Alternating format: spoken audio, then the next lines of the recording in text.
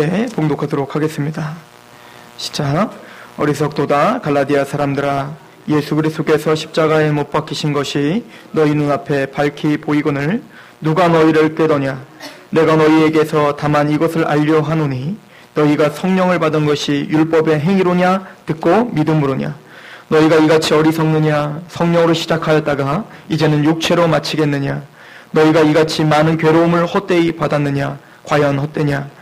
너희에게 성령을 주시고 너희 가운데서 능력을 행하시는 이의 이 일이 율법의 행위에서냐 혹은 듣고 믿음에서냐? 아브라함이 하나님을 믿음에 그것을 의에게 의로 정하셨다 함과 같으니라.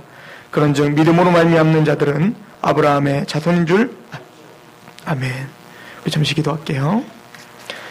하나님, 오늘 우리도 하나님 아버지 앞에 말씀 앞에 또 겸손히 아버지 마음을 드리기를 결정합니다.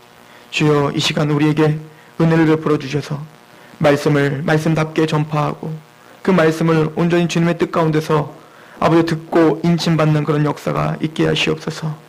예수 그리스도의 이름으로 감사하며 기도하옵나이다. 아멘.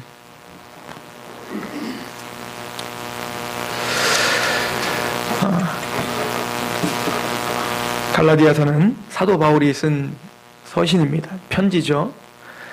사도 바울이 갈라디아에 있는 교회들에게 편지를 보내는데, 보통 사도 바울은 편지를 보낼 때 인사를 하고 그리고 축복을 빼놓지 않고 해요. 그런데 이 갈라디아서의 특징이 있다면 축복을 생략해버리고 다짜고짜 자신의 사도성을 막 증거를 하죠. 나는 주님에 의해서 세움받은 사도다. 지금 뭔가 사도 바울은 이 갈라디아서를 쓰면서 위기감이 있었던 거예요. 이 교회 안에 이단들이 침투하여서 하나님의 복음이 아닌 다른 것들로 변질시키는 역할들을 하고 있었는데, 지금 그 갈라디아 교인들 중에 그 어떤 누구도 그것이 사도가 가르쳐준 복음이 아니라는 것을 인식하지 못하고 있는 그런 풍지박살나 있는 상황이란 말입니다. 사도 바울은 화가 났고, 사도 바울은 그 마음에 큰 분노함을 가지고 또 그 갈라디아 교인들에 대한 애틋함과 그 안타까움을 가지고 오늘 편지를 쓰고 있는 것입니다. 제가 지난주에 WCC가 개최된다고 하여서 저번 주에 그렇게 잠깐 언급을 했던 것을 기억하실 것입니다. 그리고는 많은 영상들과 많은 WCC에 대한 자료들을 제가 계속 읽고 연구하고 또 봤어요. 그러던 중에 한 기독교 방송에서 이름만 말하면 다 알 수 있는 가장 큰 교회 목사님들이었던 세 분이 모여서 대담을 하는 장면을 제가 보고 깜짝 놀랐어요. 그 중에 한 분은 이런 이야기를 합니다. 2000년 동안 카톨릭이 교회를 잘 지배를 하고 그리고 교회를 하나된 교회로 만들어놨는데, 개혁이 일어나서 종교개혁이 일어나서 분리가 나타나고 그 개혁주의자를 따르는 사람들을 통하여서 끊임없는 교회의 분열이 일어났기 때문에 이것은 주님이 안타까워하는 것입니다. 저번 주가 종교개혁주일이었습니다. 종교개혁자들은 카톨릭이 하나님의 복음에서 떠나 변질된 복음 가운데 미신적인 요소가 지금도 여전히 산재해 있다는 걸 알아서 자기의 목숨을 바치면서 복음을 사수하려고 분리해 나왔단 말입니다. 그런데 몇백 년이 지나니까 이제는 좀 살만하고 편안해지니까 다시 그 목숨을 바쳐가면서 복음을 지키려고 했던 그 모든 피들 부정한 것으로 여겨버리고 카톨릭과 연합을 해야 된다라고 하는, 카톨릭이 변화됐다라고 하는 잘못된 정보들을 제공하면서 이 복음의 그 본질을 훼손하는 걸 보면서 저는 깜짝 놀랐습니다. 그 정도로 우리 기독교가 하나님의 복음과 교리에 대해서 무지해 있는 거예요. 우리는 사랑해야 됩니다. 하나 돼야 됩니다. 그러나 그 사랑과 하나 연합이라고 하는 것은 반드시 정확한 복음 위에서 일어나는 것이에요.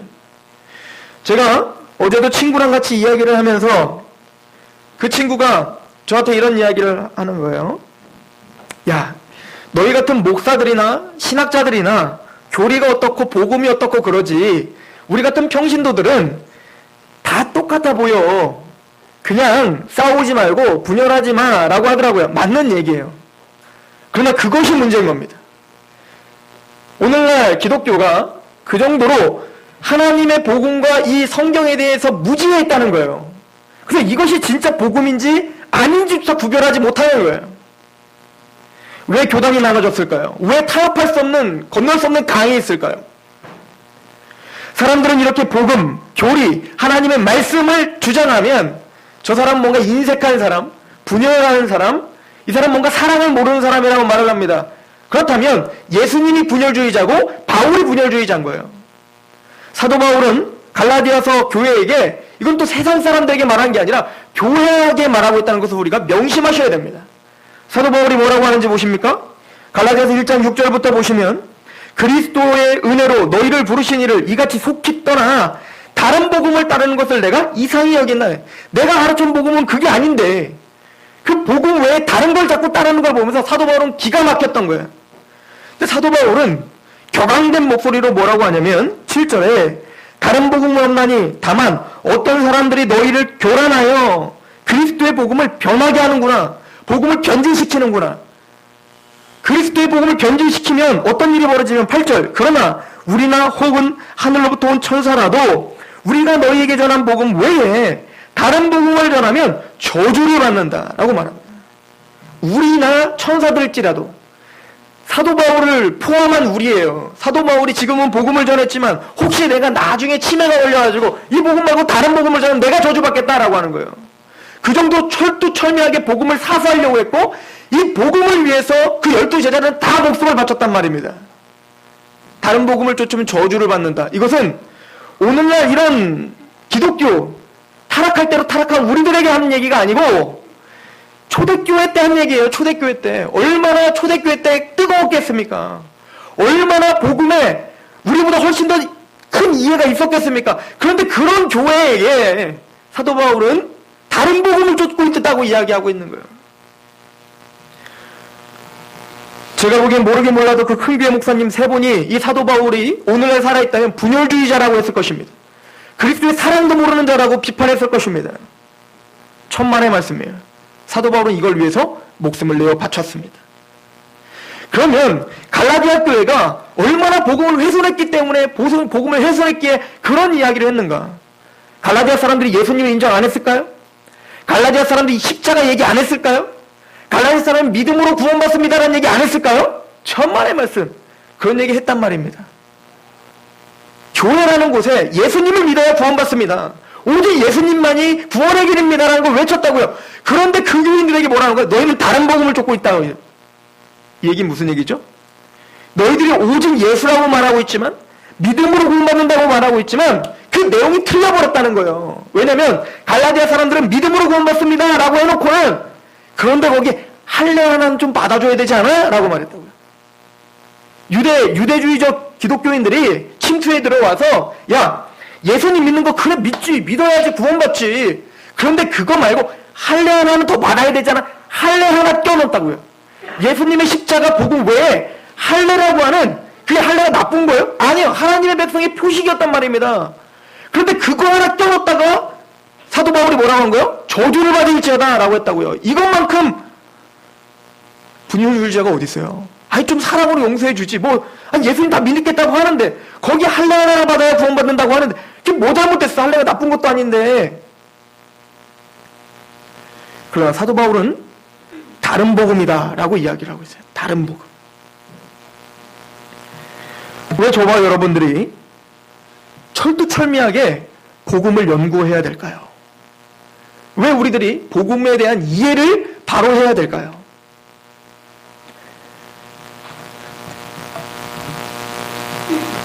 오늘 복음에 대한 이야기를 은혜인가 행함인가 라고 하는 제목으로 우리가 같이 나눠보고자 합니다. 사도가 전한 복음 외에는 복음이 없다라고 했다면 그러면 사도 바울이 전한 그 많은 사도들이 전한 복음은 무엇입니까? 고린도전서 15장 1절부터 4절에 형제들아 내가 너희에게 전한 복음을 너희에게 알게 하노니 자 복음을 알게 한다는 거예요. 복음이 뭔지 들어보십시오. 이는 너희가 받은 것이요 또 그 가운데서 선 것이라. 너희가 만일 내가 전한 그 말, 복음이죠. 그 말을 굳게 지키고 헛되이 믿지 아니하면 그로 말미암아 구원을 받아요. 그래서 제대로 된 복음을 전해야지만, 그 복음을 믿어야만 구원받는 거예요. 복음이 뭡니까? 3절. 내가 받은 것을 먼저 너희에게 전하였노니 이는 성경대로 그리스도께서 우리 죄를 위하여 죽으시고 십자가에 우리 죄를 위해서 죽으셨습니다. 장사된 바 되셨다가 성경대로 사흘 만에 다시 살아나사 우리의 죄를 위해서 죽으셨던 그분이 다시 부활하셔서 우리를 의롭다 해주셨습니다. 이게 복음이에요. 누가 모릅니까? 갈라디아 사람들이 이 복음 모를까요, 알까요? 알았겠죠. 내 죄를 위해서 십자가에 죽으셨다가 부활했습니다가 알았을 거란 말입니다. 그런데 이걸 왜 그 어떤 것이라도 조금이라도 먼지만한 거라도 거기에 덧붙이면 그거는 다른 복음이라는 거예요. 십자가 부활 외에 다른 얘기를 하면 다른 복음이라니까요. 아니 뭐 변질된 복음 이런 말도 없어요. 그냥 다른 복음이에요. 기독교 복음이 아니에요. 교회라는 건물이 있더라도 성경을 가르친다고 할지라도 거기에 이 십자가 복음, 이 부활 외에 다른 걸 전하면, 구원에 관련된 다른 걸 전하면 변질된 거예요. 그거는 다른 복음이에요. 누가복음 24장 44절부터 47절에도 예수님이 직접 하신 말씀입니다. 모세의 율법과 선지자의 글과 시편의 나를 가리켜 기록된 것, 즉 예수님에 대해서 성경 전체가 나를, 예수님에 대해서 기록하고 있는데 그 기록의 핵심은 눈을 열어, 예수님이 마음을 열어 깨닫게 하시니, 즉 예수님이 마음을 여셔서 성경을 볼 때 깨닫게 하실 거예요. 복음을 알게 하실 거예요. 그 복음이 뭐냐면 바로 그리스도가 고난을 받고 제3일에 죽은 자 가운데 다시 살아날 것, 우리의 죄를 위해서 십자가에 죽으셨다가 부활하신 것, 이것을 주님께서 깨닫게 하시는 거예요. 이것만이 복음인 거예요. 성경에는 용서받을 수 있는 죄가 있고 용서받지 못할 죄라는 것이 있어요. 요한일서 5장 16절, 누구든지 형제가 사망에 이르지 아니하는 죄 범함을 것을 보거든 구하라. 그리하면 사망에 이르지 아니하는 범죄자들을 위하여 그에게 생명을 주시리라. 사망에 이르는 죄가 있나니 이에 관하여 나는 구하라 하지 않노라. 그러니까 누군가가 범죄를 저질렀을 때 그 범죄함을 저질렀을 때 하나님 앞에 구하라는 거예요. 하나님 얘 좀 용서해달라고, 하나님 얘 좀 용서해 주십시오라고 구하는 걸 중보하라는 거예요. 하나님은 다 용서하실 수 있다는 거예요. 그러나 용서하지 못할 죄가 있어요. 아무리 누가 강구하여도, 카톨릭에서 말하는 마리아가 아무리 강구해도 용서받지 못할 죄가 있는 거예요. 그 죄는 무엇입니까? 요한복음 16장 9절에 분명히 우리에게 말하고 있어요. 예수님께서 죄에 대하려 함은 그들이 나를 믿지 않는 것이요. 이 복음, 예수님의 이 십자가 부활을 제대로 믿지 않는 사람, 그것은 하나님이 용서하실 수 없는 거예요. 그 어떤 것을 용서 못해요. 내가 아무리 교회를 열심히 다니고, 내가 아무리 전도를 많이 하고, 내가 아무리 뭐 성경을 백독하고, 내가 아무리 뭐 무슨 막 길고 나는 모든 걸 했을지라도 이 복음에 대한 이해와 복음을 제대로 믿지 못하면 용서받지 못하는 거예요. 성경에는 용서받지 못할 죄에 대한 이야기를 하고 있는 구절이 있어요. 그게 뭐냐면 성령 회방죄입니다. 마가복음 3장 29절, 누구든지 성령을 모독하는 자는 영원히 사하심을 얻지 못하고 영원한 죄가 되느니라 하시니, 성령 회방죄라는 게 있어요. 이 성령 회방죄는 한국교회 목사님들, 특히 신비주의 목사님들이 잘못 해석하고 있는 것 중에 아주 대표적인 거예요. 성령님의 역사를 방해하는 거, 방언하고 쓰러지고 엎어지고 그런 역사들을 방해하고 반대하고 있는 이 보수적인 말씀만이 하나님의 진리입니다라고 하는 사람들이 성령 회방죄라는 거예요. 그 사람들은 아니에요. 그거 아니에요. 또한 목사님은 성령님에 의해서 쓰임받는 사람이니까 목사님 말을 듣지 않는 거, 그게 바로 성령 회방죄야. 그래서 목사님 뭘 추진하면 그 반대는 무조건 다 성령 회방죄라고 몰아붙이는 거, 이거 다 잘못된 거예요. 어디 그런 게 성령 회방죄입니까? 성령 회방죄는 이 세상에서나 저 세상에서나 용서받지 못할 아주 엄한 죄인 거예요. 그럼 성령 회방죄가 무엇입니까? 성령 회방죄를 알려면 이 성령님이 이 땅에서 하시는 주된 사역이 무엇인지를 알면 그걸 어떻게 해방하는지를 알 거 아니에요. 예수님께서 친절하게 성령님이 하시는 역할을 우리에게 알려주셨어요. 요한복음 15장, 16장 집에 가서 한번 잘 읽어보세요. 그게 다 성령님 얘기거든요. 자, 그 중에 15장 26절 읽어보겠습니다. 내가 아버지께로부터 너에게 보낼 보혜사 곧 아버지께로부터 나오시는 진리의 성령이 오실 때 그가 나를 증언할 것이다. 그 성령님이 뭐 하시러 오신다고요? 예수 그리스도를 증언하러 오시는 거예요. 예수님을 알게 하시고 예수님을 인쳐주시고 예수님을 믿게 하시는 거예요. 그 십자가와 부활에 연합하게 하시는 거예요. 이게 성령님이 하시는 역할이에요. 즉 성령 회방이라는 것은 주님 성령님께서 우리 안에 그것을 깨닫게 하시는 거예요. 요한복음 16장에 읽어보시면 성령님이 세 가지를 깨닫게 하신다는 거예요. 죄에 대해서, 의에 대해서, 심판에 대해서. 그리고 그 죄가 뭔지를 알려주십니다. 죄에 대하여 하면 예수 그리스도를 믿지 않는 것. 이게 죄예요. 이게 용서받지 못할 죄거든요. 이게 얼마나 큰 죄인지를 깨닫게 하시는 거예요. 이거 성령님 아니고는 깨닫지 못해요. 세상 사람도 절대 깨닫지 못하는 거예요. 세상적인 법의 잣대로, 자기들이 만들어놓은 잣대로다가 죄냐 아니냐는 깨달는데 예수님을 믿지 않는 것이 왜 죽을 죄인지, 왜 심판을 받고 영원한 지옥 형벌에 떨어지는지에 대해서는 인식하지 못하는 거예요. 이게 자연인인 거예요.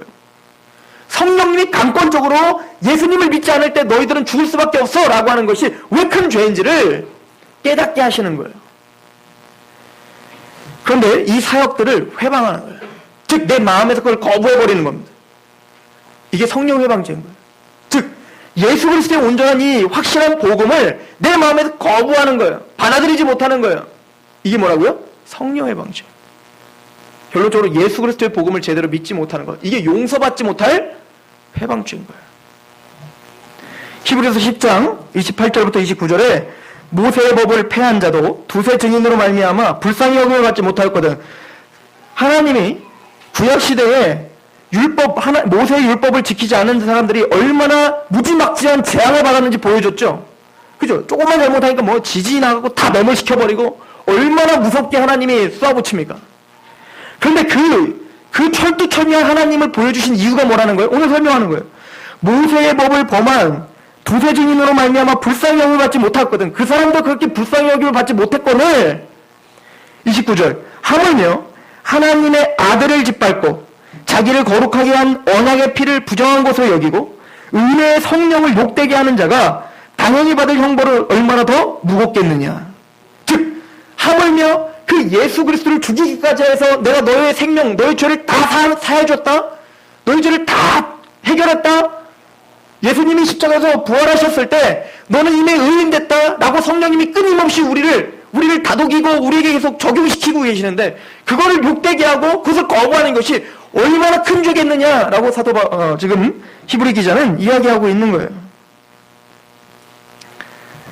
인간은 태어나면서부터 이 예수 그리스도의 십자가를 부인하면서 태어나게 돼 있었어요. 아담이, 이거는 큰일이 아닌 거예요. 아담이 선악과를 따먹었을 때, 죄를 범했을 때 제일 먼저 했던 게 뭐냐면 자기의 부끄러움을 본 거였어요. 자신의 어떤 비참함과 결핍을 보게 된 것입니다. 그래서 아담은 어떻게 했습니까? 자기 스스로 그 부끄러움을 가리려고 했단 말입니다. 자기 스스로 가리려고 해서 어떻게 해요? 무화과 나무 잎으로 가렸단 말입니다. 이게 죄라는 거예요. 이게 죄라는 거예요. 인간은 태어나서부터 율법주의적 사고 가운데 태어납니다. 그래서 내가 뭔가를 해야지만이 구원받을 수 있다는 그런 마음 가운데 살아가고 있어요. 세상 사람들은 그렇다고 치고, 그런데 교회 안에 하나님이 복음이라는 걸 알려줬는데 그 복음 외에 율법주의적인 사고로 자꾸 끊임없이 그 복음을 가리는 일을 하는 거예요. 예수님의 십자가로 믿기만 하면 여러분들이 모든 죄를 사해 주십니다. 과거의 죄나 지금의 죄나 앞으로의 모든 죄도 다 사해 주십니다. 이게 그냥 뭐 감동이 되고 감격이 되고 믿어지는 거예요. 그런데 끊임없이 교회는 그것을 가리는 역할을 또 해왔어요. 그리고 율법주의라는 것이 있습니다. 이 율법주의라는 것은 그래 예수님 믿어? 그런데 하나님의 말씀대로 살아가야 돼. 하나님의 뜻을 다 살아가야 돼. 그래야 너희는 구원받는 거야 라고 이야기하는 거예요. 그래서 많은 이단들, 기독교를 제외한 모든 이단들은 다 율법주의예요. 예수님을 믿는다고 하지만 뭔가 그 죄를 내가 스스로 해결해야 된다고 생각해요. 예를 들어 카톨릭을 한번 생각해 볼까요? 카톨릭은 예수님 십자가 얘기한단 말이에요. 믿음 얘기한단 말이에요. 그런데 그 사람들은 예수님을 믿습니다 라고 하면 원죄가 사해진다는 거예요. 그런데 그 뒤에 자범죄가 있어. 매일매일 짓고 있는 그 죄는 해결을 또 받아야 된다는 거예요. 그리고 그걸 어떻게 받아야 되냐면 매일매일 신부에게 가서 계속 고해성사를 해야 돼. 그래야 그 죄가 없어지는 거예요. 게다가 미사를 드릴 때마다 원래 우리 기독교에는 십자가에 예수님이 안 달려있죠. 근데 카톨릭에 가면 십자가에 누가 달려있어요? 예수님이 달려있어요. 그거 이쁘라고 그렇게 해놓은 거 아니에요. 교리적인 의미가 있는 거예요. 예수님은 한 번에 십자가에서 우리 모든 죄를 사해 주셨는데 카톨릭은 그거 안 믿어요. 매 미사 때마다, 매 주일마다 미사를 드리면 그 미사 때마다 예수님이 계속 달려 죽으신다는 거예요. 그래서 미사를 참여하는 것 자체가 우리 죄를 사한다는 거예요. 그래서 미사를 매일 드리고 그리고 뭡니까? 그 고해성사를 하고 그거 갖고 또 안 돼요. 신부에게 고해성사를 하면 그 죄가 또 사해지는 것도 아니에요. 그럼 신부가 뭐 좀 하세요. 보상을, 돈으로 다 보상을 하든지 아니면 얼마든가 봉사활동을 하세요. 그리고 그 봉사활동을 열심히 하면 죄가 사해진다는 거예요. 무슨 얘기입니까? 예수님 십자가 얘기는 하고 있지만 정작 죄는 누가 사하고 있어요? 내가 사하고 있는 거예요. 내가 열심히 해서 고행해서 선행해서. 이게 왜 복음입니까? 우리 기독교가 어떻게? 그것과 함께 갈 수 있냔 말입니다. 사도 바울이 보면 까무러칠 일은 아니에요? 그런데 카톨릭만 그런 게 아니라 기독교 안에도 그런 가르침이 있다는 얘기죠. 그건 율법주의입니다. 갈라디아 3장 10절에 무릇 율법 행위에 속한 자들은 저주 아래 있나니 기록된 바 누구든지 율법책이 기록된 대로 모든 일을 항상 행하지 않으냐 하는 자는 저주 아래 있는 자와 하였습니다. 또 하나님 앞에서 아무도 율법으로 말미암아 의롭게 되지 못할 것이 분명하니 이는 의인은 믿음으로 말미암아 살리라 하였습니다. 갈라디아 교회에게 사도 바울이 화가 나서 뭐라고 하냐면 너희가 뭔가를 행하든 그게 뭐든지 뭔가를 행해서 구원받는다고 얘기한다면 너희는 율법의 모든 것을 다 행해야 구원받는 거야. 왜냐면 율법으로 구원받으려면 어떻게 돼요? 하나님 앞에 하나님이 주신 율법을 100%다 이루어야지 구원받는 거거든요. 그런데 만약에 예수님 믿어 구원받아야죠. 그리고는 그래도 내가 뭔가 해야죠. 예전에 저희 어머니가 구원받기 전에 교회를 정말 열심히 지금도 열심히 다니시는데 처녀 때부터 열심히 다니셨어요. 근데 우리 어머니에게 제가 복음을 알고 깨닫고 난 다음에 물어봤어요. 엄마 구원 받으셨어? 아유 내가 그거 받으려고 지금 이러고 있는 거 아니냐? 받아야지. 받으려고 내가 이러고 있는 거지 임마? 너도 임마 조심해. 우리는 이렇게 웃고 있는데 지금 교회 대부분의 성도들이 그렇게 신앙생활을 하고 있는 거예요. 이건 율법주의라니까요. 그런데 이 사람들이 지금 깨닫지 못하는 건 율법이 뭔지도 모르는 거예요. 갈라디아서 뭐라고 합니까? 만약에 그런 식으로 구원받으려면 율법 다 지키라는 거예요. 하나님은. 다 지켜봐. 그랬더니 바리새인들이 뭐라고 하냐면 다 지켰습니다 하는 거예요. 나 11조도 냈고 나 줄성수도 했고 내가 바다 건너서 내가 전도도 했고 나 다 지켰습니다. 나 사랑했고 탐심도 내지 않았고 그랬습니다. 그랬더니 예수님이 뭐라는 거예요? 너 형제 미워한 적 없어? 있죠. 너 그럼 이미 살인 죄 저지른 거야. 시키면 어긴 거야. 너 가늠한 적 없어? 없는데요? 그래? 그럼 너 마음으로도 의욕 품은 적 한 번도 없어? 아니 있죠. 그런 겁니다. 너 이미 가늠죄 준 거야. 그러니까 율법을 이해하지 못한 거예요. 하나님이 얼마나 거룩한지 모르는 거란 말입니다. 우리 인간은 자기들의 사고체계 가운데 율법을 정해놔요. 이 정도만 하면 되겠지? 이 정도 내가 하면 되겠지? 전도 한 몇 명 하면 되겠지? 내가 주일 성수하면 되겠지? 누구 마음대로요? 그게 왜 율법이에요? 그건 내가 정한 거지. 하나님의 율법을 지키려면 하나님의 율법을 지켜야죠. 야고보서에 말합니다. 1만 가지 율법을 지키다가 한 가지만 어겨도 너는 죄인이야. 이게 율법이에요. 여러분들이 최선을 다해서 살다가 죽기 직전에 나쁜 생각 한 번 해도 그 사람 뭐야? 율법 어기고 지옥불에 던져지는 거예요. 누가 감히 율법을 지키겠다고 말합니까? 율법주의는 예수 그리스도의 피를 부정한 것을 여기는 거예요. 말은 예수님을 말하고 있지만 그 피를 믿지 않는다는 증거인 거예요. 그 마음에.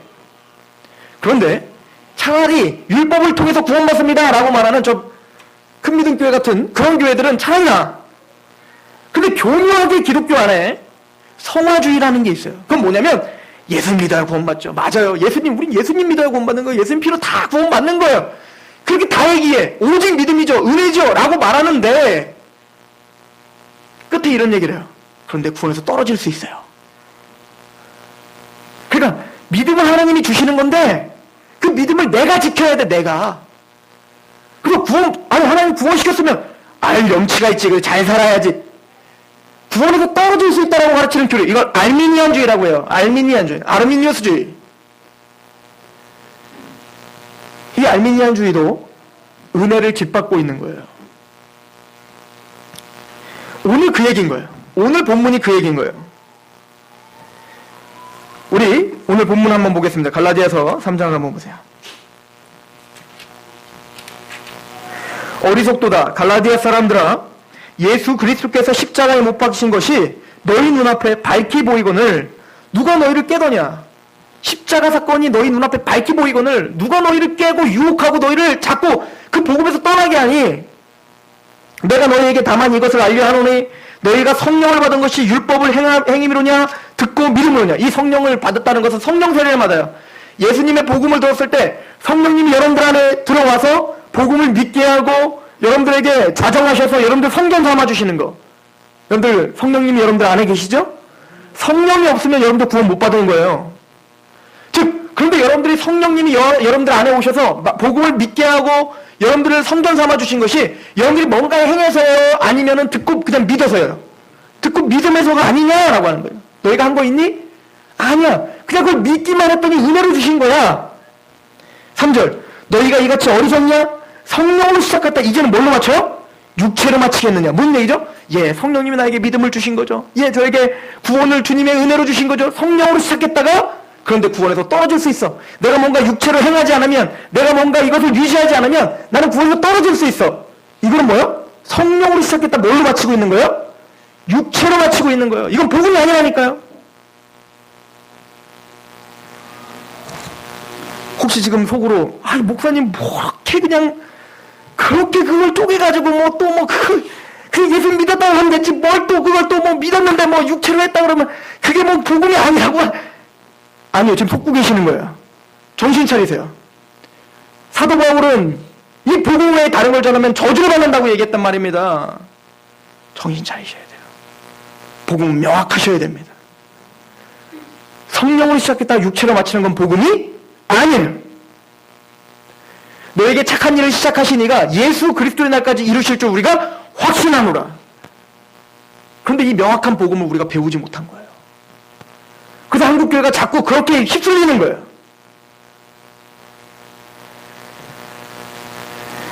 저는 우리 성도들이 이 복음 가운데 확신해지기를 소망합니다. 복음이란 여러분들을 믿음을 주신 것, 그리고 이곳에 앉아있게 하신 것, 그리고 여러분들의 그 믿음도 내가 지킬 수 없다는 것을 고백하는 자들인 거예요. 믿음의 주여 온전케 하시는 그 예수 그리스도를 바라보자. 야, 나는 주님밖에 바라볼 사람이 없구나. 나는 오늘도 죄 지을 거야. 예배드리고 가면 죄 지을 사람이지. 죄 지으라는 얘기 아니에요. 그렇게 내 연약함을 알아. 예. 주님, 이 믿음 또한 하나님이 주셨고 이 믿음 또한 하나님이 지켜주시는 겁니다라고 주님만을 의지하는 사람. 이게 복음이에요. 그리고 지금 오늘 누굴 얘기합니까? 아브라함과 같은 믿음을 갖고 있는 자가 바로 아브라함의 자손이다 했죠. 그럼 아브라함을 공부하십시오. 아브라함의 믿음이 뭔가 공부해 보시란 말입니다. 아브라함이 창세기 12장에 부름을 받았습니다. 부름을 받았고 하나님에게 축복의 말씀을 들었어요. 내가 너를 복이 되게 할 것이고 너를 통하여서 모든 민족이 다 복을 받게 될 것이고 복음입니다. 근데 아브라함이 그 말씀을 듣자마자 어떻게 했죠? 그 복을 내팽개쳐요. 그래서 12장에 애굽에 가서 그 복의 통로인 사라를 팔아버려요. 그 약속을 못 잊었다는 거잖아요. 그런데 하나님은 어떻게 합니까? 끝까지 아브라함을 챙기잖아요. 그리고 아브라함에게 뭡니까? 아브라함을 책망하지 않고 아브라함의 믿음을 도와준다고요. 그리고 15장에 드디어 뭡니까? 그 약속의 말씀을 믿어요. 그래서 의롭다함을 받는 장면이 창세기 15장에 나온단 말입니다. 그리고 17장에 갔더니 그 의롭다함을 받았다는 증거로 할례를 받아요. 이게 뭐죠? 우리는 세례를 받는 거죠. 구원 받은 거에 표식이 약속의 자녀구나. 그런데 20장에 갔더니 또 사라를 팔아먹는 장면이 나와요. 무슨 얘기죠? 아브라함은 고모양이라는 거예요. 하나님의 약속을 그렇게 믿지 못하는 자였다는 거예요. 그런데 아브라함을 하나님 버리시던가요? 끝까지 챙기시더라는 거예요. 마침내 이삭을 바치는 데까지. 이게 아브라함의 믿음이에요. 이 아브라함의 믿음을 보면서 나도 그래야지가 아니라 그 아브라함 뒤에서 역사하시는 신실하신 하나님을 믿는 거예요. 나도 그렇게 역사하시는구나. 내가 이 모양이라도 하나님 나를 포기하시지 않고 하나님이 나를 믿음으로 우리의 죄를 사해 주셨는데 끝까지 나를 책임져 주시는 하나님이시구나. 그래도 우린 구원의 확신이 있는 거예요. 이게 복음이에요. 저는 이 율법주의자들이나 성화주의자들을 바라보면 전 기가 막혀요. 자녀가 있는 사람은 이 은혜로 구원받는다는 게 뭔지 알아요. 잘 생각해 보시면 성화주의는 이런 거예요. 아들이 있는데 이 아들이 계속 뭔가 내 말을 듣지 않는 거예요. 율법을 어기는 거죠. 율법을 어겼더니 하지마 그리고 때려요. 그랬더니 또 율법을 저지르는 거예요. 또 내 말을 어기는 거예요. 끊임없이 어겨요. 그랬더니 어떻게 합니까? 그 아들을 데려다가 동사무소 가고 얘 호적에서 파주세요. 얘 이제 내 아들 안 할랍니다. 그리고 원수 취급하는 아버지 계시던가요? 제가 어제 TV를 잠깐 봤는데 그것이 알고 싶다를 제가 한번 봤어요. 봤더니 아들이 경찰에 잡힌 거예요. 포승줄에 끌려서 내려오는데 그 제목은 한 50여 차례나 그 아파트 단지 내에서 성추행을 했다는 거예요. 근데 뭐 그게 진범이냐 아니냐 뭐 이런 얘기를 하는 거예요. 근데 중요한 건 그 아버지가 그 50번이나 성추행을 한 그 포승줄에 끌려 나오는 그 아들을 향해서 눈물 펑펑 터지는 거예요. 그 아들을 보면서. 그래서 그 아들에게 많은 사람들은 다 비아냥거리고 그 애를 원수 취급하고 있지만 그 아버지만큼은 그를 부둥켜 안고 그런 거예요. 난 너 안 버릴게. 나는 너 안 버릴게라고 했다는 거예요. 이게 부모 아니에요? 하물며 여러분들의 죄를 사해 주시기 위해서 자기 아들을 죽이기까지 했다니까요. 여러분들의 죄를 사하기 위해서 예수님이 십자가 수술에 찢기심을 받으면서 여러분들이 구원받은 거예요. 근데 여러분들이 죄를 범했다고 해서 하나님이 버리신다? 이건 우리 인간적인 부모도 상상하지 못하는 일인데 지금 성경에서 말하고 있는 그 복음과 그 십자가의 사랑을 지금 뭐요? 짓밟고 있는 건 거예요. 아니에요. 여러분들을 구원받으신 분은 하나님이 끝까지 인도하시는 거예요. 그게 복음이에요. 이 복음에서 떠나지 않기를 소망합니다. 여러분들 이 사랑의 복음을 전하시길 소망합니다.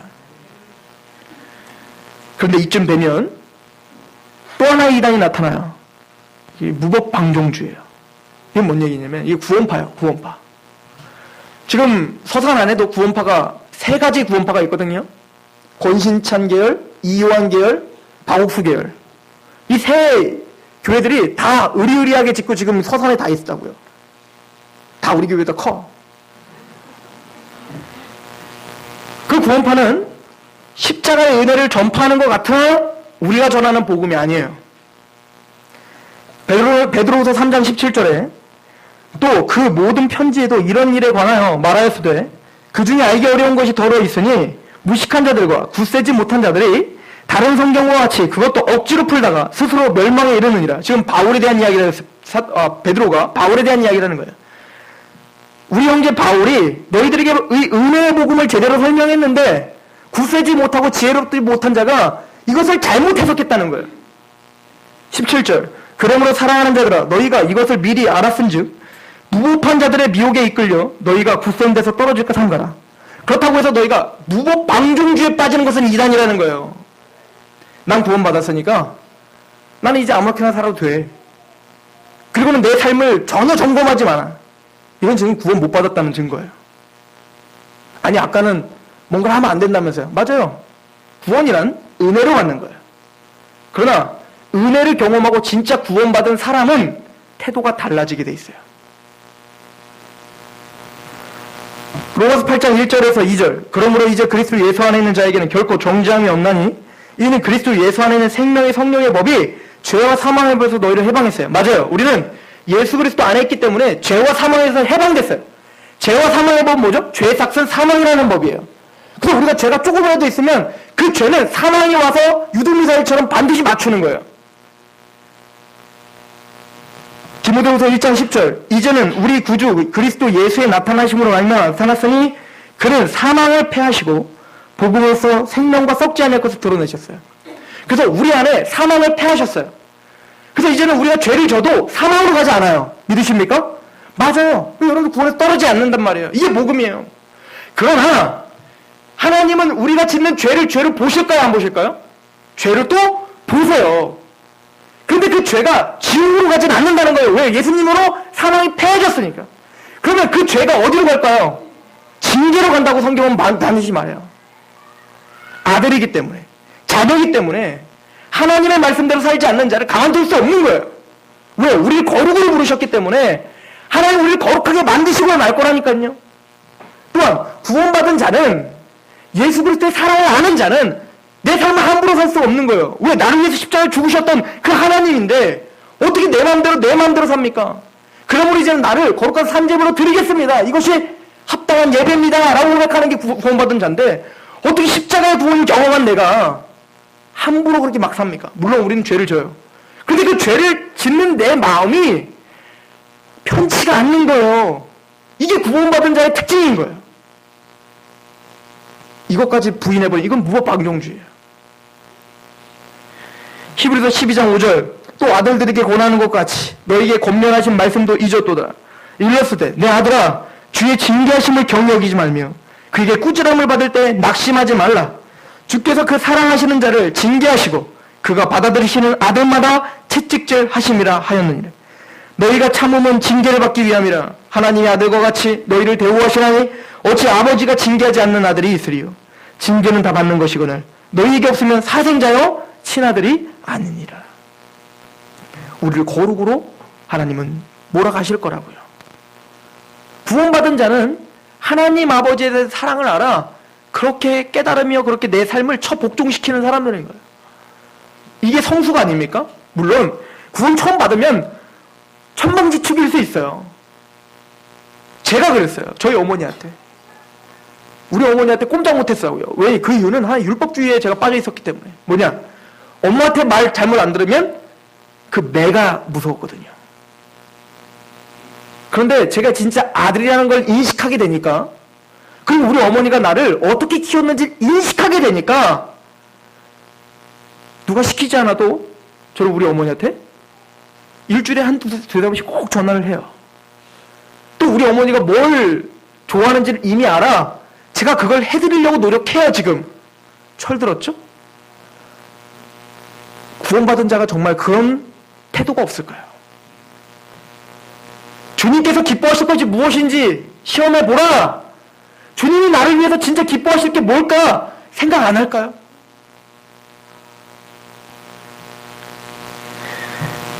무법방종주의는 구원 자체를 받지 못했다는 얘기인 거예요. 로마서 7장 19절에 내가 원하는 바 선은 행하지 아니하고 도리어 원하지 아니하는 바 악을 행하는도다. 만일 내가 원하지 아니하는 것을 하면 이를 행하는 자는 내가 아니요 내 속에 거하는 죄니라. 그러므로 내가 한 법을 깨달았노니 곧 선을 행하기 원하는 나에게 악이 함께 있는 것이로다. 구원받은 사도 바울은 자기 안에 끊임없이 죄가 있다는 것을 알게 됐어요.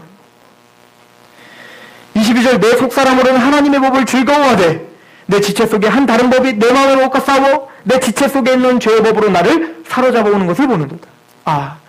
나는 주님을 사랑해서 주님의 말씀대로 살고 싶은데, 나를 구원하신 그 예수님의 그 십자가 안에 그 십자가를 위해서 살고 싶은데, 너는 나를 따라오거든 자기 십자가를 지고 따라오라. 그래서 내 십자가를 지고 따라가고 싶은데 여지없이 나는 내 이기적임으로 또 넘어지고 있구나.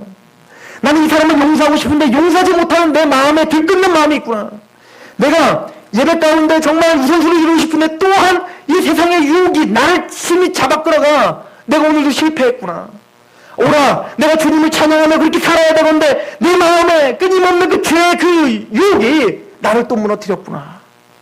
이걸 바라볼 수 있는 자인 거예요. 24절 오라 나는 공고한 사람이로다. 이 사망의 몸에서 누가 나를 건져내 주달라. 지금 이 말이 뭐냐면, 그 당시에 로마인들이 전쟁을 벌이면 죽어있는 시체가 있을 거 아닙니까? 그러면 그 적군들을 어떻게 하냐면 그 시체와 꽁꽁 묶어놓은 거예요. 같이 죽어있는, 그리고 떠나요. 그럼 어떻게 되죠? 그 시체는 썩어서 거기에 구더기가 있고, 그럼 그 구더기가 어디요? 살아있는 그 사람의 생사를 파고 들어오는 거예요. 그래 같이 썩어가기 시작하는. 즉 내가 바로 하나님께 구원받은 내가 이 육체의 욕심에 같이 묶여서 그렇게 같이 썩어가고 있구나. 이게 너무 비참한 거예요. 여러분들 얼마나 비참합니까? 사도 바울은 그게 너무 비참하게 생각이 나서, 하나님 나 이렇게 공고할 사람이야. 나 좀 구원해 주세요. 이런 울부짖음이 정말 없단 말입니까? 무법방종주의는 이 복음의 최대한 적인 거예요. 여러분들 은혜입니까? 행함입니까? 은혜입니다. 처음부터 끝까지 하나님이 구원을 이루시는 것입니다. 그러나 그 구원의 감격을 갖고 있는 저와 여러분들은 무법방종주의로 살 수 없는 거예요. 주님 앞에, 그 복음 앞에 승리하시길 소망합니다. 기도하겠습니다. 하나님 아버지, 우리가 복음 앞에 있습니다. 십자가의 죽으심이 우리 눈앞에 보이거늘 우리가 왜 헛되이 다른 것을 쫓겠습니까?